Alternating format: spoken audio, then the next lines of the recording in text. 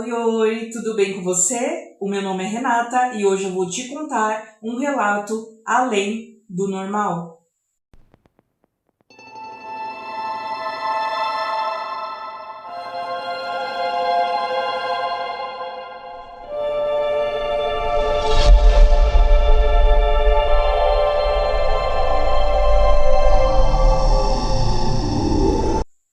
E se você gosta desse tipo de vídeo, já se inscreve no canal se ainda não for inscrito, deixa o like, compartilhe o vídeo para outras pessoas também conhecerem o canal. E se você tiver algum relato de terror para me mandar, é só me mandar nesse e-mail que está aqui embaixo, e esse mesmo e-mail está na descrição de todos os vídeos. O título do nosso relato de hoje é O Espírito de Mãe Lígia. Eu tenho hoje 27 anos e os acontecimentos como esse me seguiram pela vida toda. Fui criada com a minha avó e minha mãe numa casinha simples, ao lado do que foi uma grande mansão no passado. Era a casa da minha bisavó, a quem todos, incluindo os netos, chamavam de Mãe Lígia. O que já ouvi falar sobre ela me levaram a pensar que era uma mulher de personalidade muito forte, que chegou até a enfrentar o marido com lenha de fogo. Era uma italiana forte, que falava alto, muito bondosa, com os podres, mas também muito severa e brava. Muito bondosa, tá escrito aqui com os podres, mas com certeza são os pobres, né? O corretor deve ter escrevido errado. Muito bondosa com os pobres, mas também muito severa e brava.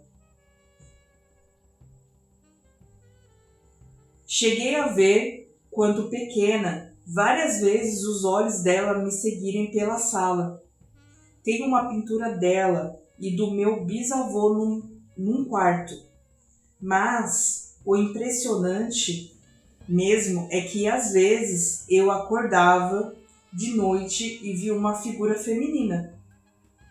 Passava pelos pés da cama em direção ao telefone, que ficava a uns 2 metros à minha direita. E assim que ela chegava lá, desaparecia.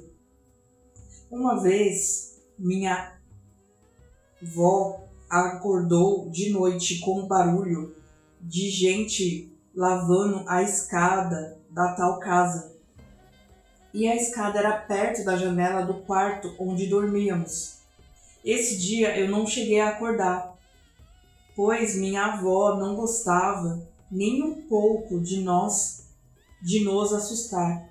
Mas no outro dia fiquei sabendo, ouvindo ela contando para minha mãe na cozinha. Ouviu jogarem baldes de água na escada e passarem a vassoura. Como minha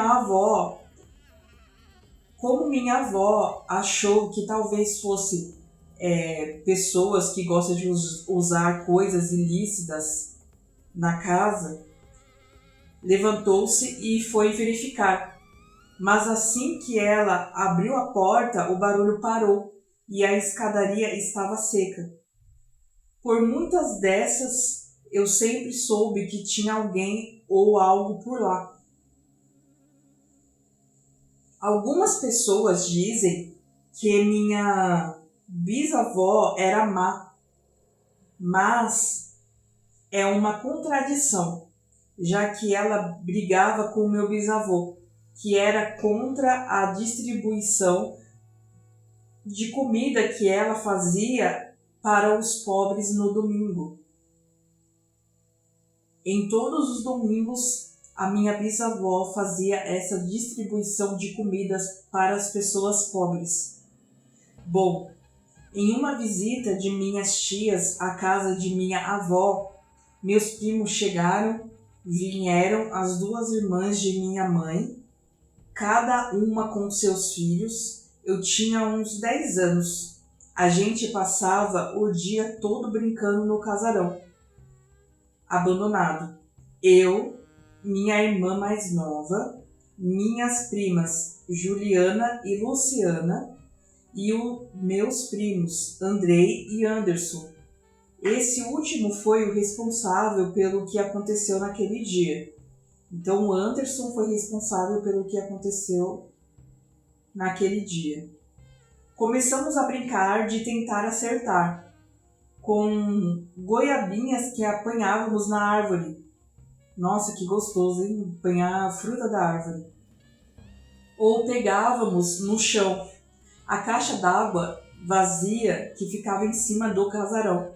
Não me lembro como começamos a falar sobre a mãe Lígia, mas o Anderson ficou falando mal dela o tempo todo, que ela tinha sido uma megera, chata e coisas assim. Nessa hora, ele conseguiu acertar a goiaba dentro da caixa d'água vazia. Ouvimos o barulho e até batemos palma para ele, porque era muito difícil. Mas, assim que ele virou as costas para a caixa d'água, a goiabinha fez o mesmo caminho de volta e bateu nas costas dele. Foi o suficiente para a gente sair de lá correndo, e o assunto quase virou um mito. Depois de muitos anos, eu me casei com um amigo do meu primo, e um dia contei a ele que já tinha presenciado naquela casa e mencionei esse fato. Meu marido me olhou assustado e disse que, quando era menino, ouviu a mesma história do meu primo, mas nunca levou a sério, pensando que fosse uma brincadeira.